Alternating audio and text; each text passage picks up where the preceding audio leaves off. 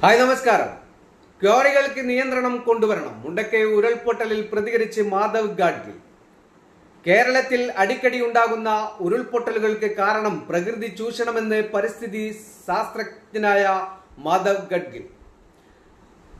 അനിയന്ത്രിതമായ നഗരവൽക്കരണം, ടൂറിസം പ്രവർത്തനം, വീടുകൾ, ഹോം സ്റ്റേകൾ, സെൻസിറ്റീവ് സോണിലെ റോഡുകളുടെ നിർമ്മാണം, ഉരുൾപൊട്ടൽ സാധ്യതയുള്ള മലനിരകളിലെ മരങ്ങൾ മുറിക്കൽ, അറബിക്കടലിന്റെ താപനില വർദ്ധിക്കുന്നത് മൂലമുള്ള മേഘ വിസ്ഫോടനം, അനധികൃത ഖനനം തുടങ്ങിയവയെല്ലാം ഇതിനു പിന്നിലെ കാരണങ്ങളാണെന്ന് ഇദ്ദേഹം ഇന്ത്യ മാധ്യമത്തോട് അഭിമുഖത്തിൽ പറഞ്ഞു. അനധികൃത ക്വാറികളുടെ പ്രവർത്തനം കേരളത്തിൽ കൂടി വരികയാണ്. കോൺഗ്രസ്, CPM, BJP അടക്കമുള്ള രാഷ്ട്രീയ പാർട്ടികളുടെ ഒത്താശയോടെ കേരളത്തിൽ ഇവ പ്രവർത്തിക്കുന്നതെന്ന് മാധവ് ഗാഡ്ഗിൽ ആരോപിച്ചു. ക്വാറികൾക്ക് നിയന്ത്രണം കൊണ്ടുവന്നിട്ടില്ലെങ്കിൽ വൻ ദുരന്തങ്ങൾക്ക് ഇനിയും കാരണമാകുമെന്ന് അദ്ദേഹം മുന്നറിയിപ്പ് നൽകി.